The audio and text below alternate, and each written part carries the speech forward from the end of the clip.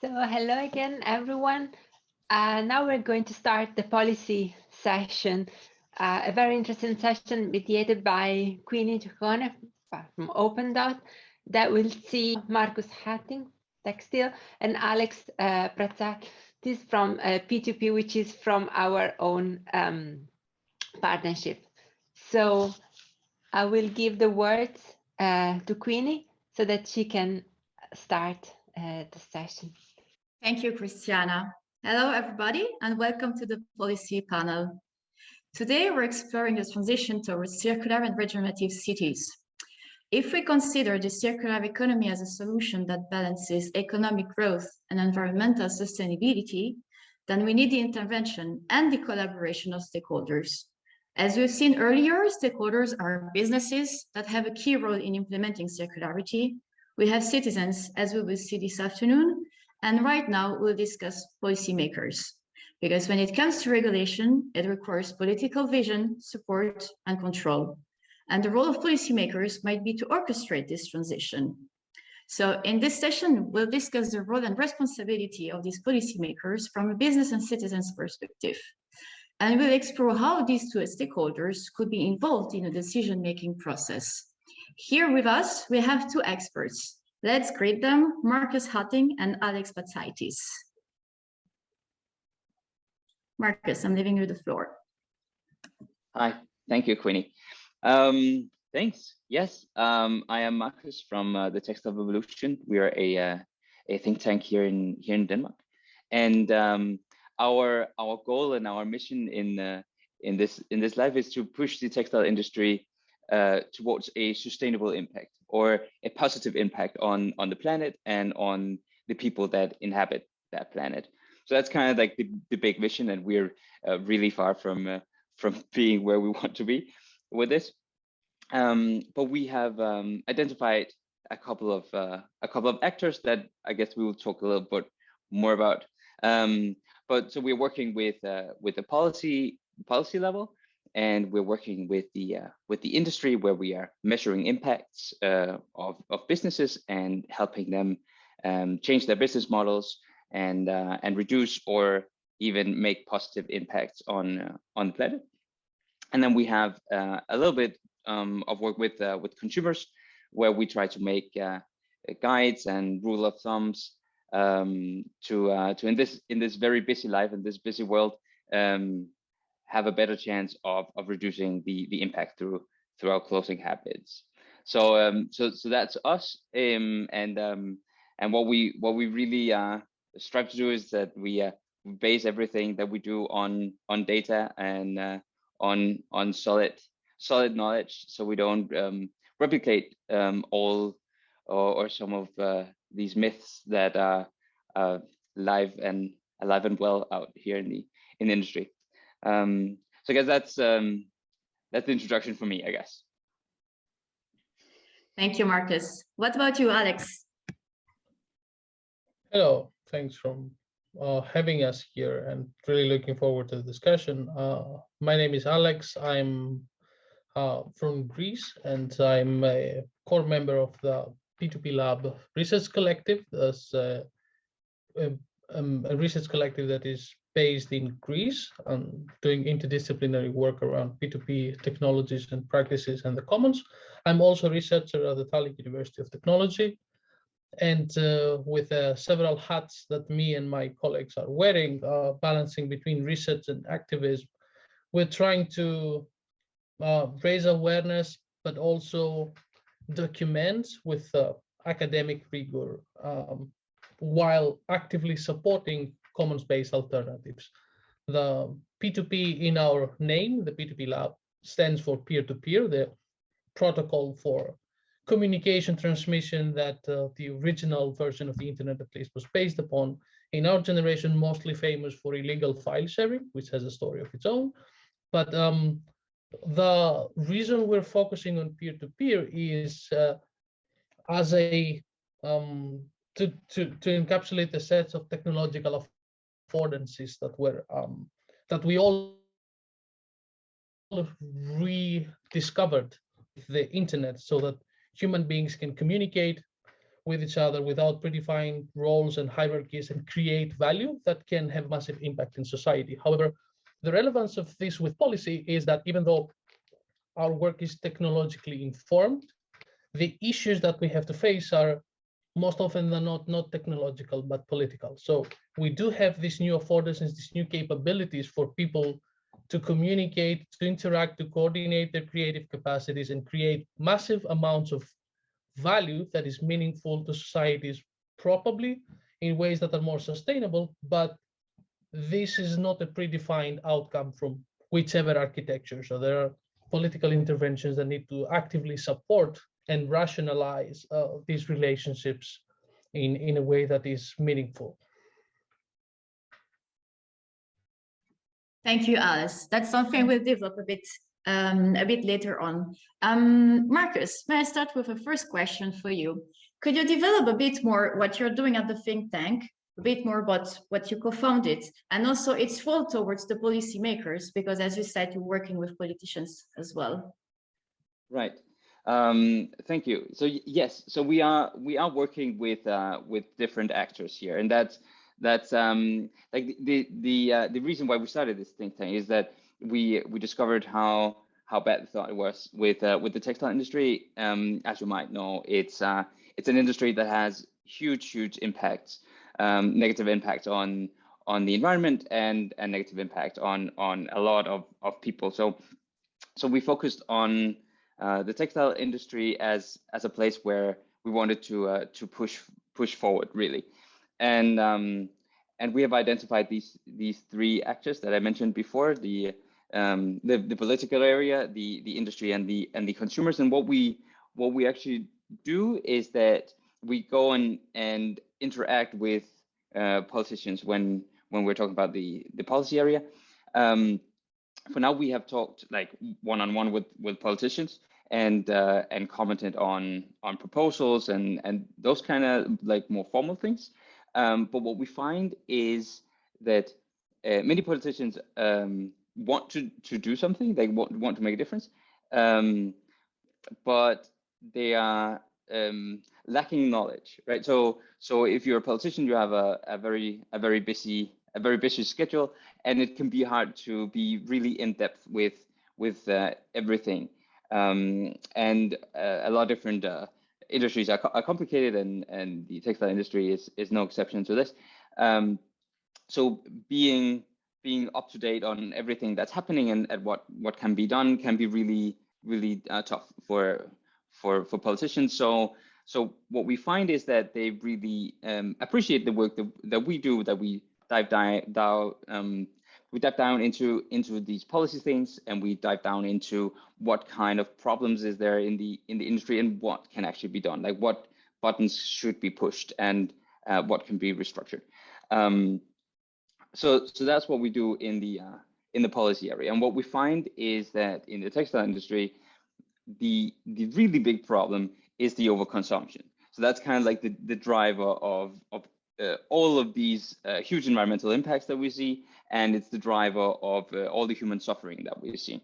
So of course, there's a lot of other things that could be done, and I'm very much in favor that we work on all the angles that we can find, because we are just up against huge problems, right? I mean, on climate level, on biodiversity level, all sorts of levels, we're facing these huge crises.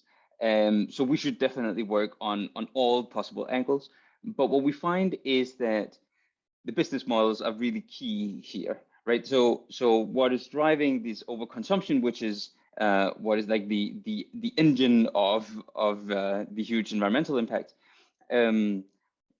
it's because fast fashion is a good business still. So what we want to do is to kind of change that, and what you can do, like what you need to do in my perspective, is we want to like change the political environment, or the structural environment and financial environment around it, so that a fast fashion business model is not viable, like financially viable anymore. So that's what we want to do, right?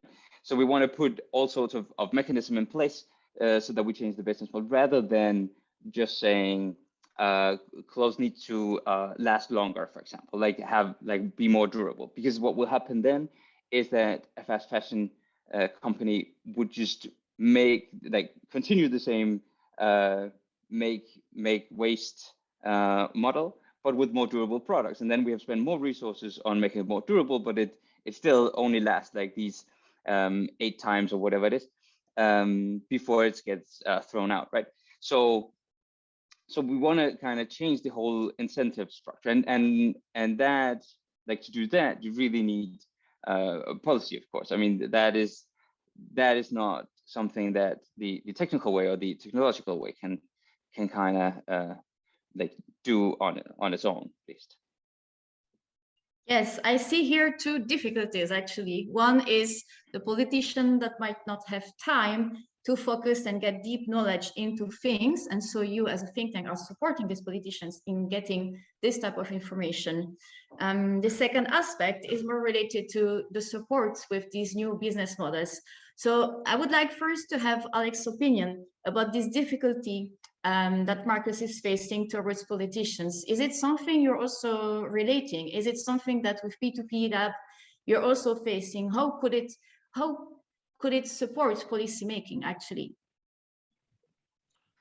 Well, the different levels we can engage into this discussion. First of all, I understand the difficulties that Markus has described, that it's not only a lack of awareness, but it's also a somehow limited agency that politicians also have in the role of shaping things. And there are limitations either by the way public authorities are structured, the way political parties are financed, the way they interact with the private sector and society and so on, which is a whole set of political problems. But often it's also some ideological constraints and invisible limitations in understanding the role of policymaking vis-a-vis the economy. So there is this dominant view that, the economy is just emerging from the skies or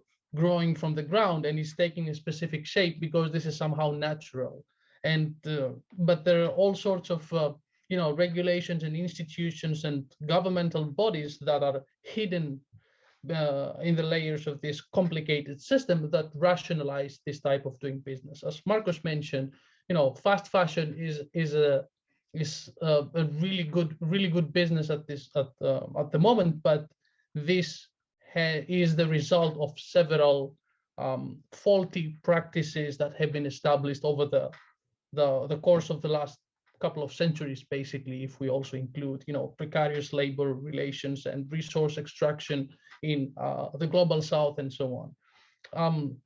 From our perspective, our engagement with real politics is a bit limited because of the nature of the practices we're looking at, which are more radical and looking at more structural transformations of the economy and society based on the commons.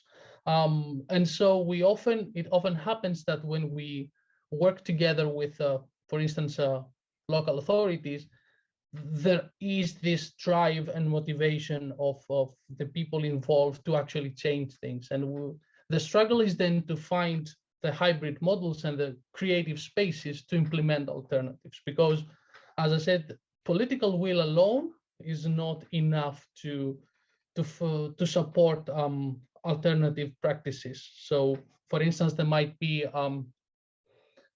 public administration support, but there is not alliance with the political level, or vice versa, or it can so happen that we all agree on certain things, like opening a local makerspace so that local farmers can repair their farming tools, or it could be a local workshop that uses sustainable textile practices, but there are no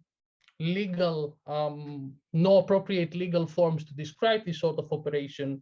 The regulation on how people and local society can be involved with doesn't really resonate with work provisions and so on. So there are all sorts of of hurdles that occur in the way of really making these alternative practices viable. So what it often is the case is that, these sorts of operations really good and really nice for society, but they cannot create revenue, they cannot sustain in the market. But what we often forget is that the market is not something that came from the skies. It's something that we made and we can also change. Yes, indeed. And Markus, this is something you've been working on. There is this publication, EU Strategy for Sustainable Textiles, in which actually you're stating that the political framework should support the development of low-impact business models, and it should favor and reward creative business models that reduce resource consumption. So this is really linked to what Alex was highlighting. But how would you see it, like, on a practical level? How should it work at a local level? And to what extent is the local government responsible or does have the power to act and react on that? Right, so that's a good question. So how I see it is that what we're working with is the EU level and national level mostly, and then we touch upon the more local level a little bit. So what I see is that all of these levels are interacting with each other, right? I mean, right now a lot of things are coming from the European level. Like today, the textile strategy will land here in an hour or two. So a lot of things are happening on the European level, but that has to be implemented in the national level, and then from the national level, some of the things have to be implemented on the local level, of course. So how I see it is that the further down you get, the more power of implementation you will get, right? So what we see, for example, with tenders, we have worked a little bit with municipalities. And what we see there is that there's a lot of action going on, and like in terms of they can do a lot of things. I mean, you have the restrictions coming from the levels above, but it doesn't take as long from an idea is evolving to the action actually being able to be pushed down.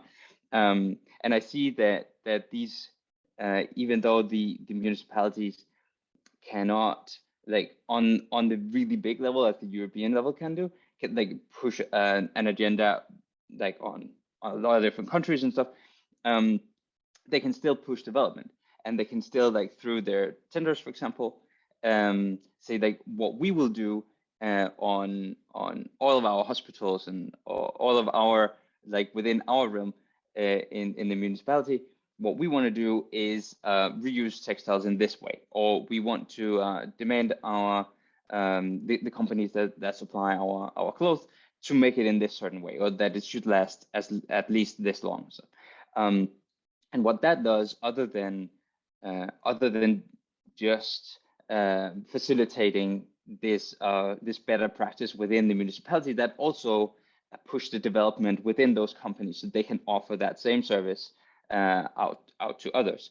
So in that sense, I think that that even the lower levels in this policy hierarchy in a way, that is a really strong power that they have that can be harder to do like on the way up. On the other hand, the other levels have broader power, right? So they can dictate what will happen like on national level or on EU level. But I see like the higher you go up, the more vague it becomes, also because like more people has to agree on things. So they definitely have power, and they definitely have responsibility. And you have responsibility on every level. And it's not only on the policy level, like also in businesses, everyone has responsibility. I feel like the more power you have, the bigger your responsibility. And so what we see is that you have a responsibility as a company, you have a responsibility as a politician, you have a responsibility as a citizen, but those responsibilities differ, right? So if you are a citizen, then your life is probably not about textiles, because like statistically that's how it works. And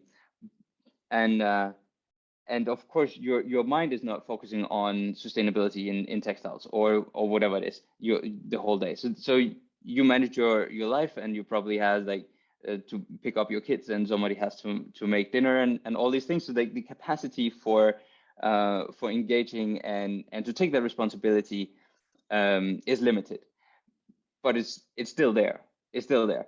So I do think that everyone has a responsibility, and the responsibility differs, both within like the different actors and like also in the levels of policy and the structures there. Right, thank you, Markus. Alex, any view on this? How would you see the different levels from the local, national, or EU perspective? Well, yeah, I confirm what Markus described, that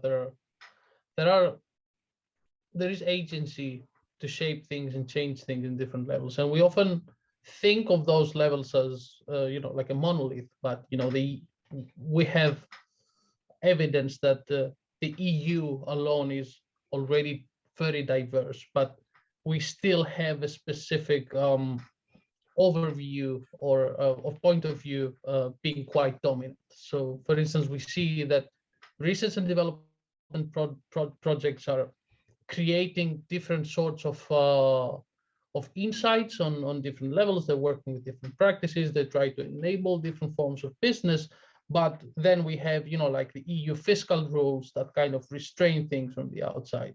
So there's this struggle of changing things while remaining consistent with what is the general view of how the world works, while and it takes a while to be able to change that from the bottom up. And here's where in our experience the local level provides or has demonstrated that there are many opportunities or more flexibility provided for alternative practices to flourish. For instance, in our research of real world practices about commons-based forms of governance, we see that the cities and the urban commons and the radical municipalist examples of cities like Bologna or Naples and Barcelona have provided interesting and creative ways for creating these alternatives. Or there are less radical examples of cities that are able to create this sort of more diversity in their economic environment. For instance, in the textile sector, we can see how public procurement can change the way that services are provided and gradually build capacity so that businesses can operate in different ways, or local coalitions can be created in different ways.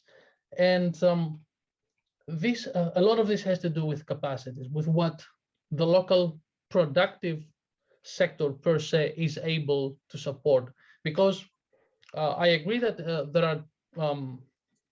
are different levels of responsibility between politicians or businesses or citizens, but these roles are often conflated. So somebody we all behave as citizens, but we still work somewhere, and we are contributing our power to produce something.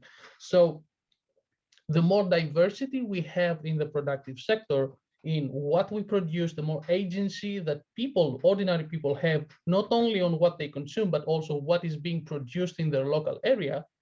Then this could be pursued, for instance, from more democratic forms of organization, like cooperatives or social organizations and so on. This can gradually build more diversity and more capacities for the political level to also support and foster.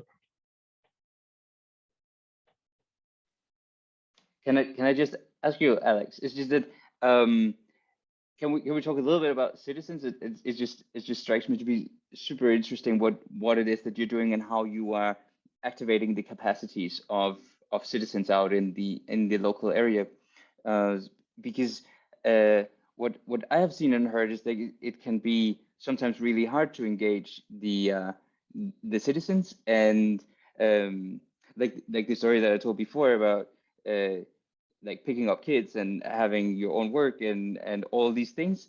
like to have that extra capacity to engage in the local area, or engage in like some other political area? Like how is it that you are doing that? What's your experience with that? Yes, that's one of the key struggles, definitely. And to provide a practical example, for instance, we're working with local farmers in an isolated mountainous area in Greece, where we found a favorable ground because the dominant business models don't really provide enough service there. So we have small-scale farmers in soils that are not ideal for the type of machinery that large industrial farming companies produce, and so we have this discrepancy. But what happens is that we often see the local farming sector being degenerating because of lack of access in this machinery, or because the ways that they can have access to that through subsidies or EU finance and so on sets rules that are at odds with their own practices or what is really needed in the local area. And so one way to engage with them is by providing alternative ways that they can support their professional activity, but they simultaneously change the way they interact with the local society. For instance, we have created a local agricultural makerspace. So it's a place where we just equipped with basic machinery for metal and woodwork, and also some 3D printers and CNC machines and so on. But most importantly, we try to engage international and local practices around sustainable farming, more permaculture and different ways of building tools and so on. And so we engaged with the local community, providing alternatives in the systems of provisioning, so different ways that they can do their work. But through that, we see that it also changes the relations of how they understand their locality, how they understand their own agency in shaping what is being produced, how is this being produced, and how they relate to each other, and how there are different ways of doing business. So, for instance, in Greece, we have a really bad legacy of cooperativism that was really corrupt and driven by political interests and so on. So through these practices and by presenting, creating more awareness of the global experience and so on, we can see that these views are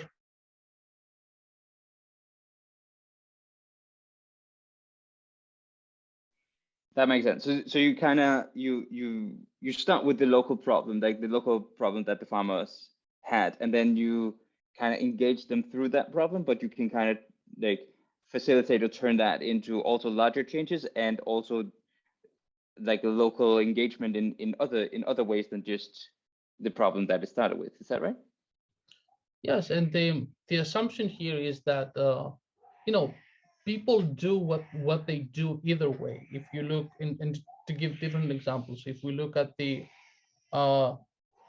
most successful business models in the digital economy, for instance, now what Facebook is basically enabling is people communication and socializing like it would have happened in other spaces, like in a coffee shop or in the neighborhood.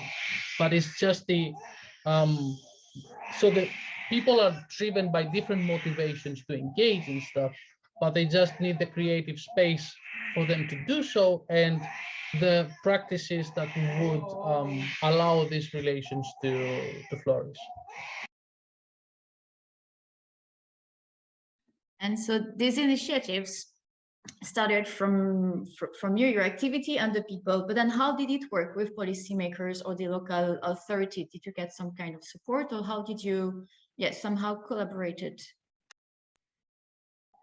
Yes, as I mentioned, this often works in exploiting some cracks of the dominant system and creative hybrid spaces. So here we have an area where there were a lot of abandoned spaces in the local municipality, and basically there was some level of trust towards our organization because we were locally based and we knew the problems of the area. And it's not that the politicians, the local authority was willing to drive this change or backing up these ideas, but they were just interested enough and had nothing better to do with this space so as to provide us with an opportunity. And then once they saw the interaction that was happening around this place, more and more people started to become interested and actually willing to engage in the dialogue of supporting this and engaging the broader community and making it more visible.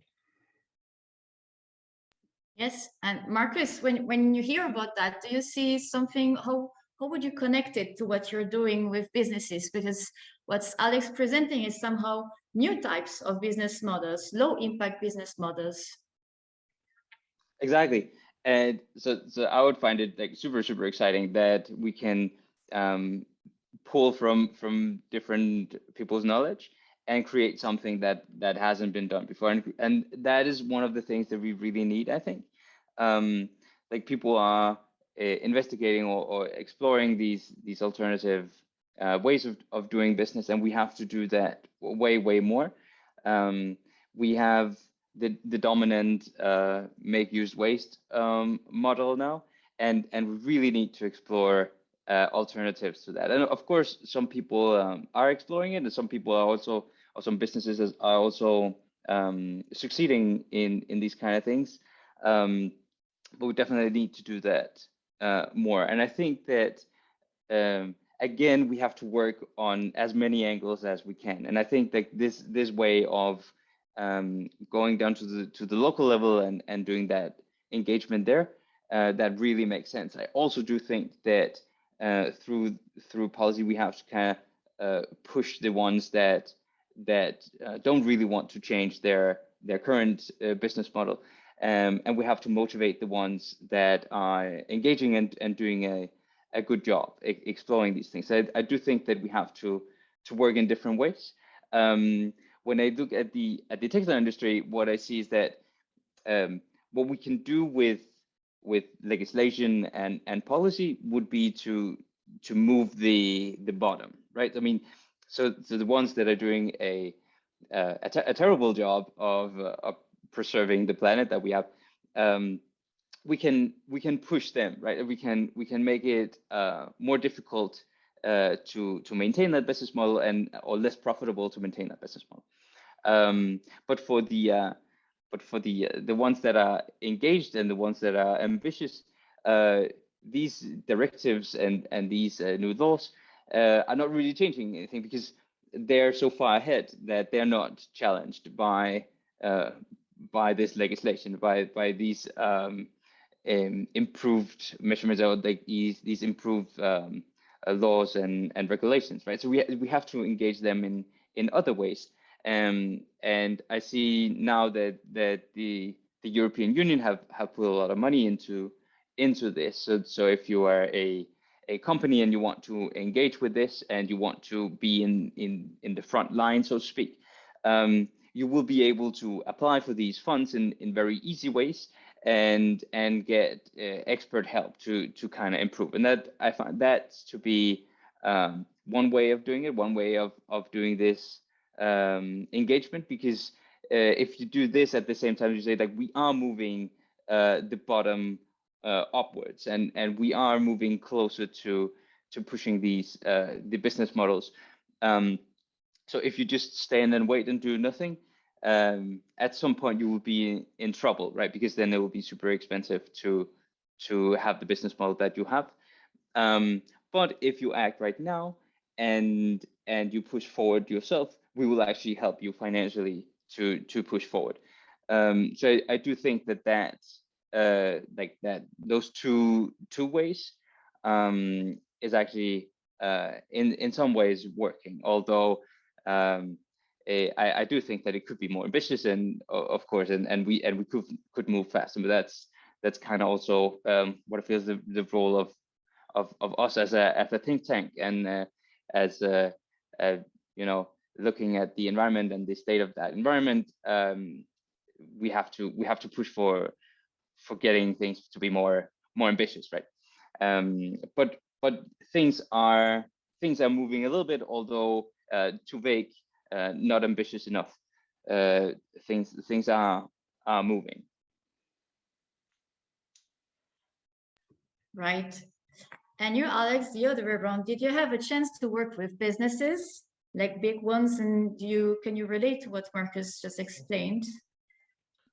Well, building up to what Markus said, I just want to note that there is one elephant in the room that needs to be addressed, and this has to be the growth imperative. So speaking about viable business models and policy, where we set the goalposts is very important on how businesses rationalize their activities. And if we are still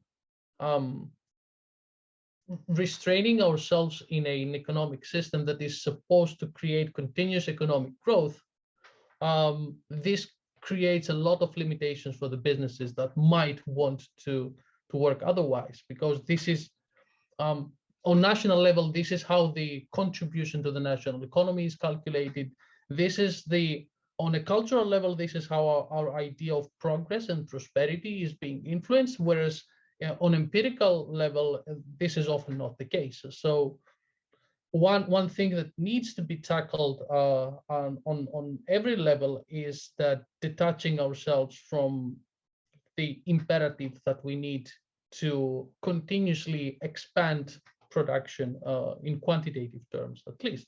And here is where the way that we try to engage with businesses or entrepreneurial practices in general. So we have in P2P literature, or the commons literature, we use a basic dichotomy between generative and extractive practices. So we don't like analytical dichotomies like for-profit or non-profit and so on, because this creates a lot of limitations of businesses to survive in the current setting, because we live in a specific institutional arrangement that people need to pay rent and be able to feed their children and so on. But what we're mostly focusing on is how businesses behave towards the resources and the relations upon which they rely. So, and this can be manifested on different levels. For instance, in the digital economy, you can look at things like Facebook on one end and Wikipedia on the other end. So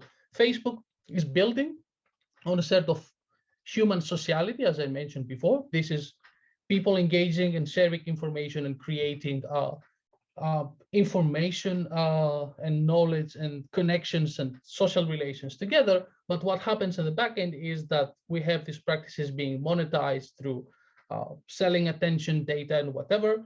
And we have enough evidence that this has actually distorting and destructive effects on the very layer of sociality it supports, with all the kind of stuff with Cambridge Analytica scandals and the Facebook files. And now we actually know that Facebook knew about them, so that's even worse.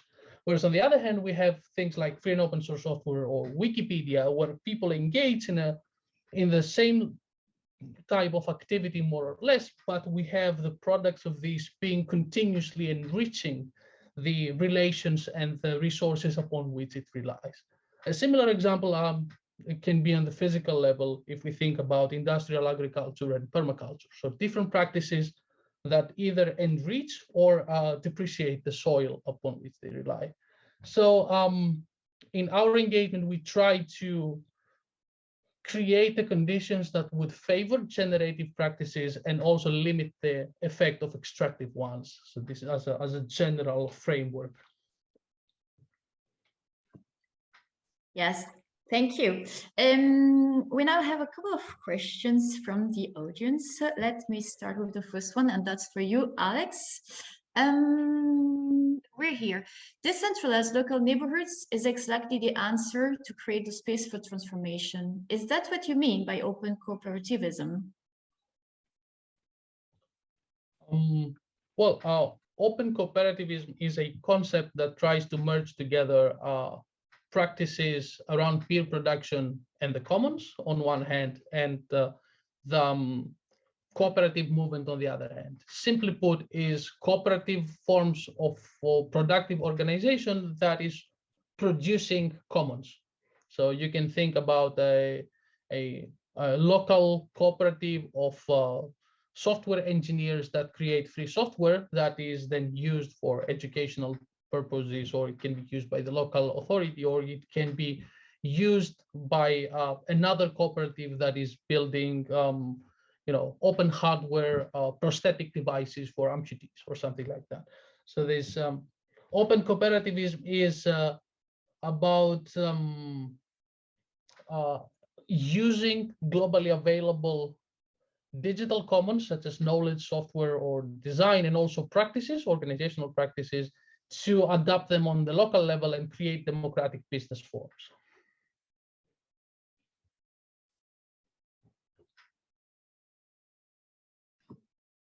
Thank you. And then a second question, just give me a second to read it. What do you think about conflicting interests from a governmental perspective? On the one hand, wanting business to make money, and on the other hand, wanting people to turn to more sustainable ways of living, which could include buying secondhand and repairing own clothes instead of buying fast fashion, or communities growing their own vegetables doing their own permaculture practice. I guess that's for both of you. Who wants to answer first? Markus, do you want to go first? Yeah, I guess the question was about the conflict of interest, though. But let me can you read it again, or can you what is the short version of the question?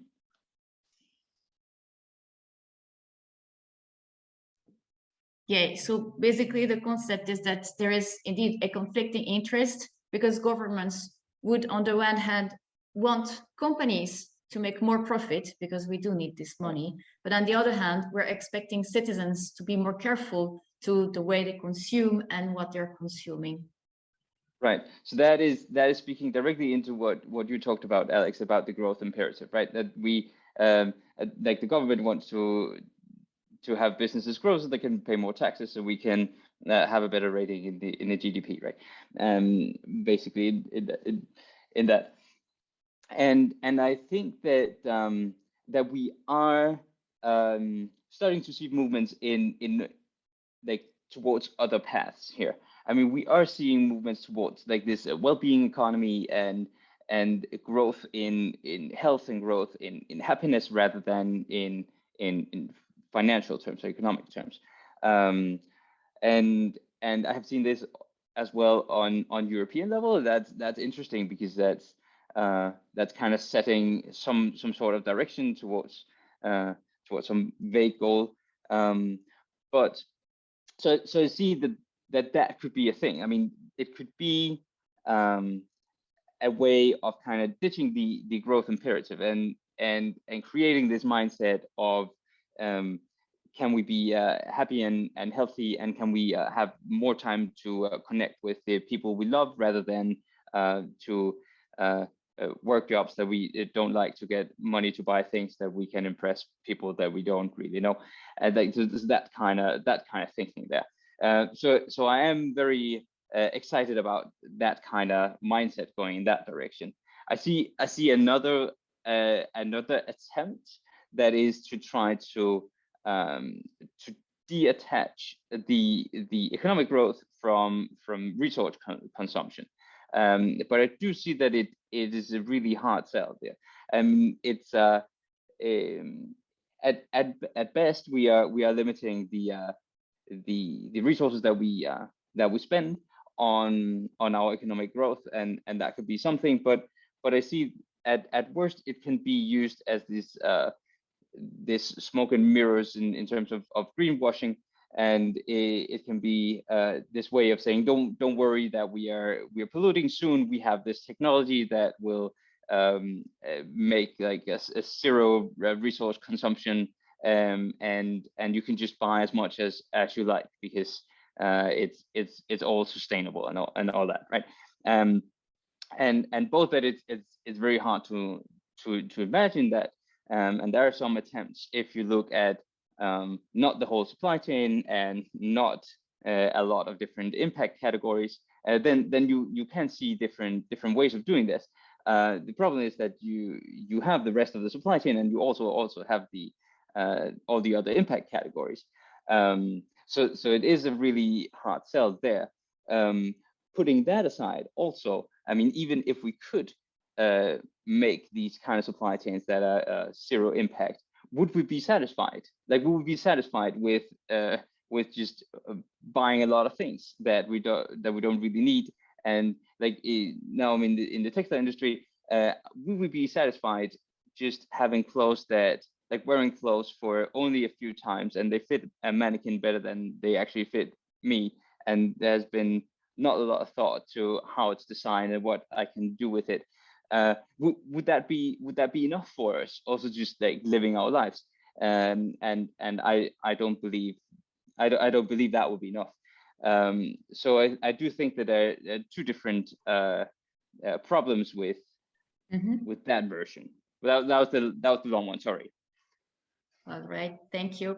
Well, we have to wrap up, but Alex, maybe do you want to give the final words or answer to Markus?